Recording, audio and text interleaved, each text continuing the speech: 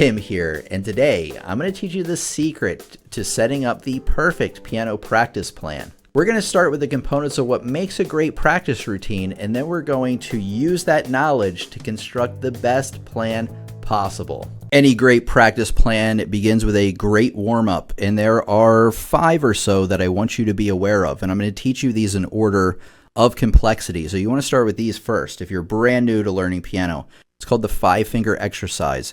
You're going to put your leftmost finger, you're going to put it on C, an octave apart. You're going to lay the rest of your fingers on the next consecutive notes.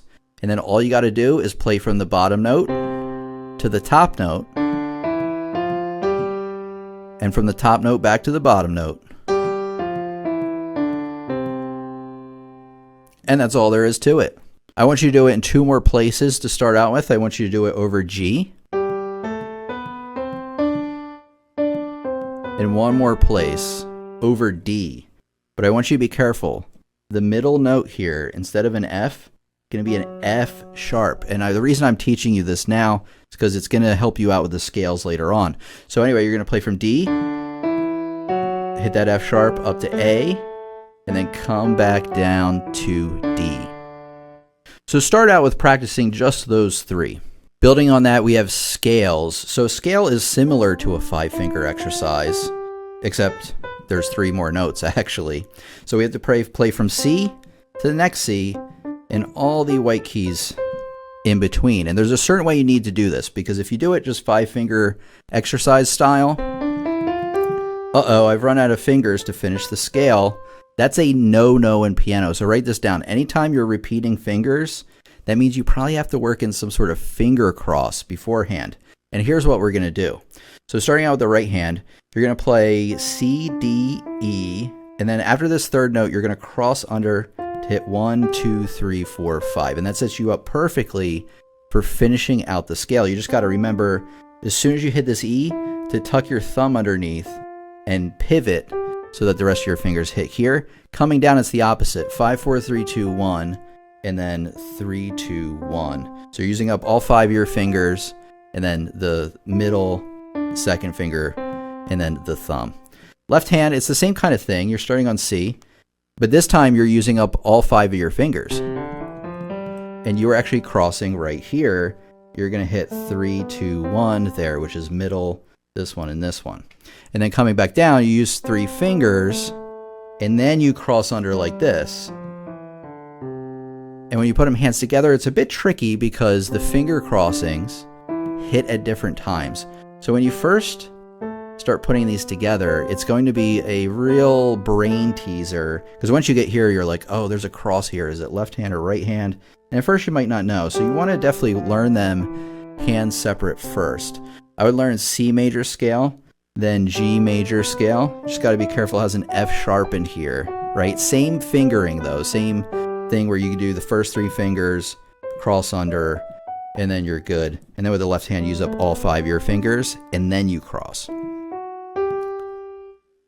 you may be saying, Tim, how do I learn all of my scales? That's a lot of stuff to remember, because there's like 12 scales, and then there's more minor scales. There's natural minor scales and harmonic minor scales. So which ones should you learn and in what order? Well, I recommend you check out this complete book of scales, chords, arpeggios, and cadences.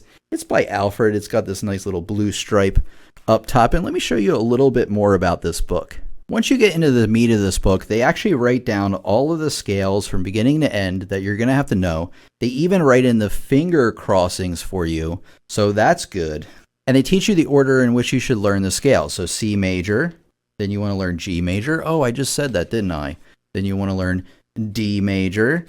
And luckily, it gives you even the sharps and flats you need to look out for, A major. And that's why you want to pick up this book. We're actually going to hear more about this book in just a minute.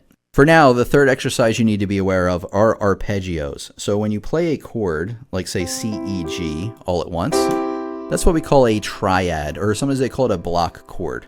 An arpeggio is what we call a broken chord, meaning you're playing the notes separately.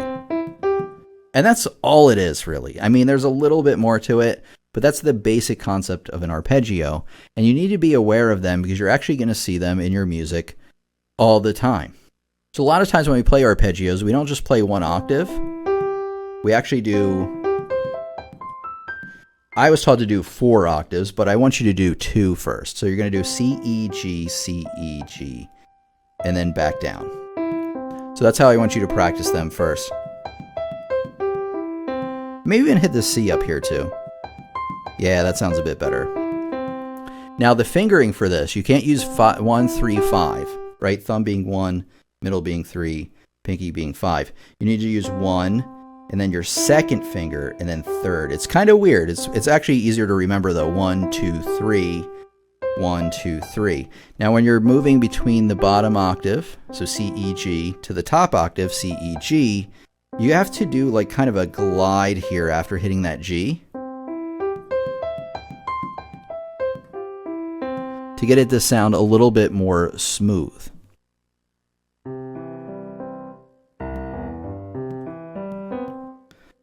Left hand is a little bit trickier. It's so pinky, middle, and then second finger, we call that thumb, and then 3, 2, 1. So you use 5, 3, 2, 1, and then 3, 2, 1 up there. And then you come back down. And again, when you put them hands together, it can be a little tricky because the fingering is a little bit different. But guess what, guys? Guess what? You're like, Tim, how am I supposed to remember all that? I can't remember that. You're a bad teacher. I'm just kidding. Hopefully you don't think that. But anyways, once again, I said the scales, chords, arpeggios, and cadence book is back because guess what?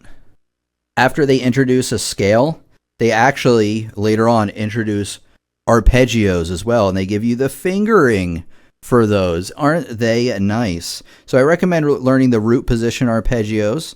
The first inversion, all that is, I don't want to get too into that right now, but all that is, it's super easy. So instead of starting on the first note of the arpeggio,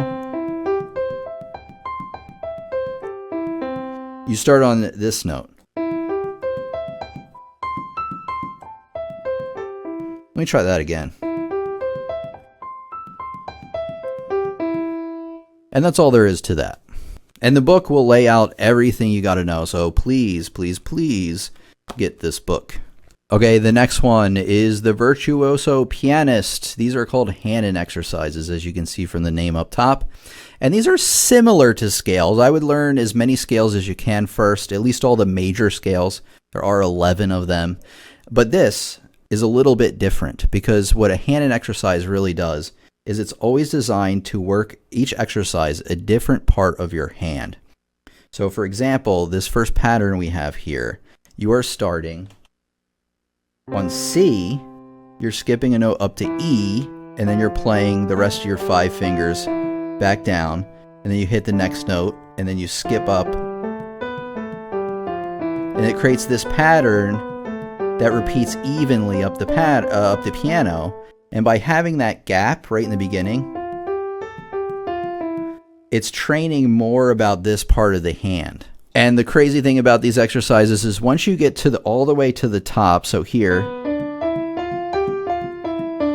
then right here, this bottom line, it starts and it goes the opposite way, which is always kind of a brain teaser. Because this time you're starting from the top note, and then you have that gap right between the first 2 notes, but you're going down the other way, which would train the top part of your hands, you know, towards the right side. And you can get these exercises from Hanon-online.com. You don't even need to type in all that other stuff. I think if you just type in Hanon exercises into Google or Hanon-online.com. Now here is the great thing about that. So let's go home for a second on this web page. There are many, many other Hanon exercises to choose from. So let's take a look at number 2 and see how it might be different from number 1. Because like I said, these exercises are designed to work different parts of your hand. So here is this exercise. Let's play it and see how it might sound different.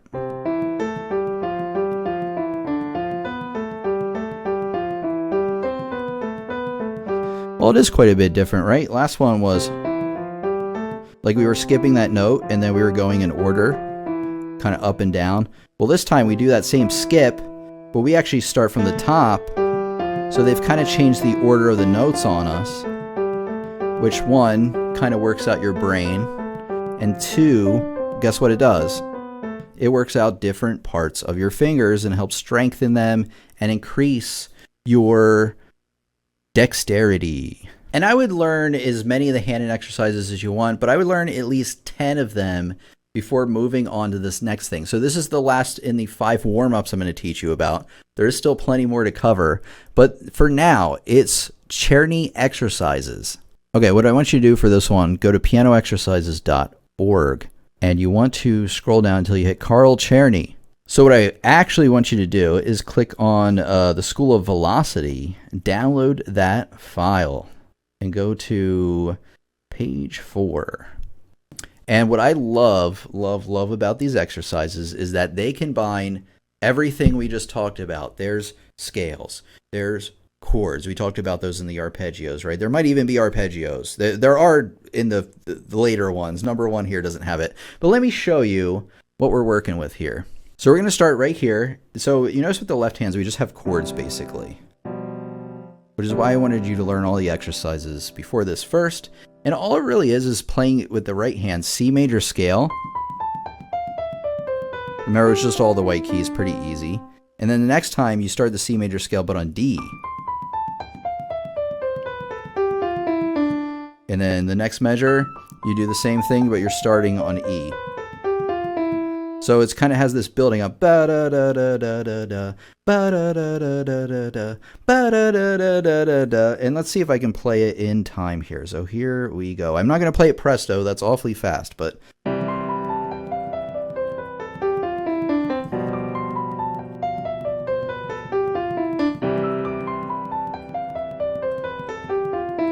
And there are many of these exercises, but I recommend you at least learn number 1 here.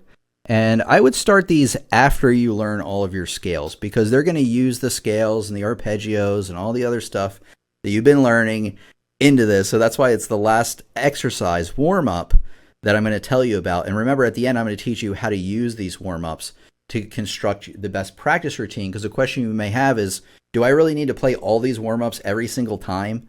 The answer is actually no, but I'm going to teach you more about that later. So obviously warm-up's just the first part of a great practice routine. I can't talk today, of course, but the next part is learning pieces, piano pieces that is, and I actually want to give you 3 really solid tips on learning pieces. So the first tip I have for you is get a piano lesson book or course to learn from if you're a beginner, which is going to help you learn the right things and in the right order. And this book is called the Adult All-in-One Course, Lesson Theory Technique. It's by Alfred. You can find it on Amazon. I'll try to remember a link in the description. They even start out with things like how to get your hands like on the piano for the first time, how to shake them out, how to put your palms up. It's like really, really basic stuff. Finger numbers for each of the hands. So I was talking about that earlier. Thumb to pinky teaches you that. How to curve your fingers. So it starts from the very, very basic. How to sit at the piano. All that awesome stuff. And that's why it's such a great book to get, especially as a beginner. Then it begins with, right hand warm up. What is this? It's a 5-finger exercise. It's like almost like there was a reason I taught you that earlier. And then you're playing Ode to Joy, which is really just a 5-finger exercise compiled into a song, basically. And it's very basic, as you can tell, teaching you things like quarter notes and half notes. Now let's just fast forward a little bit and see, as we get further in the book, you can tell we're starting to play 2-handed pieces. We're starting to talk about harmonics and chords and things like that. And then by the end of the book, guys, this is why I love this so much. You are playing like real pieces, like Have Yourself a Merry Little Christmas. I love this one. Everybody remembers Laura, or not, Singing in the Rain. And my favorite, Over the Rainbow by the Wizard. Well, it's not by the Wizard of Oz. It was in the movie, The Wizard of Oz. It's by Harold Arlen. So the first tip was to get a piano lesson book. I also have courses over on my website, pianolessonsontheweb.com, if you want to check that out. We'll talk a little bit more about that later. But first, the second tip I have for you if you're just starting out learning pieces is if you're just starting out, please start from the beginning. Please, I know that you have like the song of your life in your head. I want to learn the theme from The Simpsons or whatever it is, right? The theme for your favorite movie.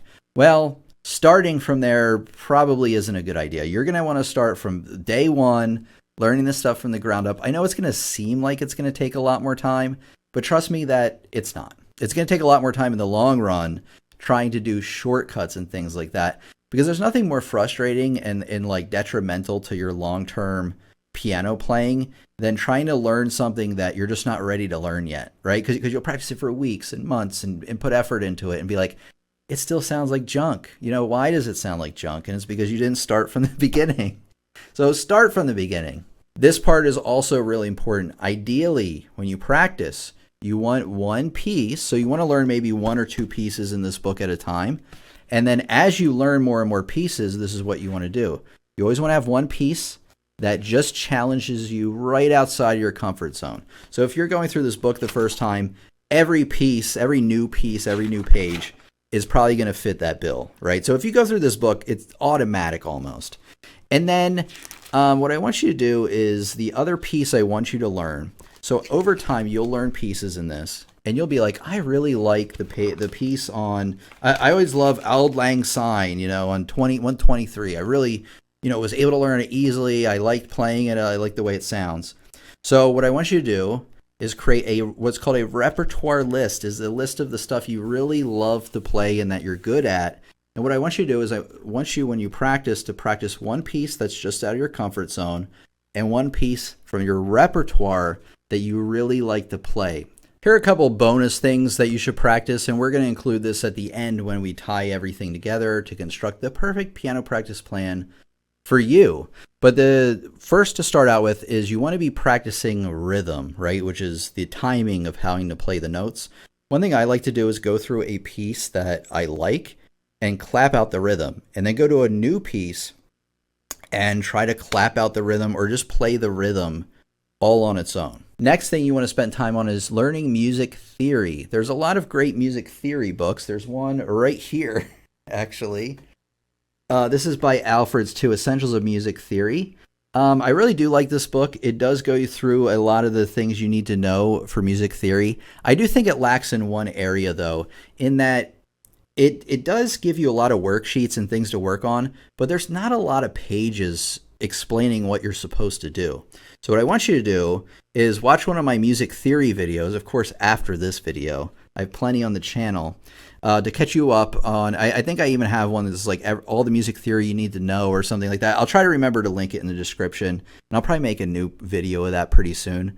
And then the other thing is I have courses over on my website, pianolessonsontheweb.com, that you can get both the courses and this book as like a supplementary material. And that should help bridge the gaps. Because like I said, this stuff, it has a lot of worksheets, but not a lot of explanation. Whereas I felt like this book was better at the explanations before introducing you to each piece. So this one is more complete on its own. However, it's still a great supplementary material if you have a teacher, or actually if you have a teacher, they're probably making you learn this stuff, or if you're taking, of course, one of my courses over on my website. Okay, another thing you want to be aware of is sight reading. I almost couldn't say it for some reason. Improve your sight reading. This is a book by Paul Harris, or a series that you can get. But you don't absolutely need the series. If you go to that website I told you about earlier, pianoexercises.org. Let me show you actually. Let me show you. All right, we're going to go to pianoexercises.org, and I've been there plenty of times. And actually, you know what? There's plenty of other composers here if you ever want to look at those. But I always like Czerny. He has a really good what they call etudes, which are like practice pieces. And this time, actually, I want you to go for the 100 progressive studies. And in here, they introduce you to some like really simple types of pieces. Now, I would learn sight reading after you read through maybe one of those piano lesson books, and I'll explain that here in a minute. But what you want to do is it introduces you, a sight reading, by the way, is being able to read a piece of music that you've never seen before by sight. So here we have our sight reading example, and the whole goal of sight reading is being able to play from the beginning of the example, so just this line here, to the end of the example with as few mistakes as you possibly can. I like to do this. I like to read it through once as a genuine sight read, and then once again to correct as many mistakes as I can. There's no point in playing it more than that because then you're not really sight reading. But I like to do it twice to fix those mistakes. And each one should get a little bit progressively harder than the last, But I got to say that this pales in comparison to getting this book starting from level 1. This is level 3. Because this really walks you through the very beginning, step by step by step. This thing up here really isn't designed for sight reading. You can just kind of use it for that, I guess. You go through one example a day. And that's what I would want you to do here. Just sight reading like this example, and then the next day sight reading this example, playing through it twice and everything until you get through the book. But once again, I wouldn't even start on sight reading until you have read through most of this book or this material right here. So if you're playing stuff like this at the end of this book, you can begin your sight reading journey. I know you're excited. All right, so it's the time everybody's been waiting for, right? Since you clicked on this video, you want to know, how do I make the best practice routine for me? And here's how you do it based on all the things that we've already talked about. So you want to do a warm-up, one of the 5 that I told you about, and you want to do that for 5 to 10 minutes. Next, you want to learn a piece that you love to play. I would spend 5 to 10 minutes on that. Next is a piece that's a challenge for you. 5 to 10 minutes on that. You want to clap out some rhythms, for another 5 to 10 minutes, and then sight reading for another 5 to 10 minutes. If you work on all of these things in completion, hitting on them each and every time, you will make the most progress possible. I know some of you are thinking like, well, why don't I just spend more time learning pieces and not really bother with sight reading or music theory or rhythm or any of that? You will hit a wall pretty fast doing that. I'm not even kidding, because you need to be learning these rudimentary things, and it's not good enough to just learn them. You need to learn, practice, and master them each as well. So again, what would really help you out is following the advice I have today, getting one of these, or even taking a course over on my website, which is going to introduce you to everything in the order that you need to be learning it.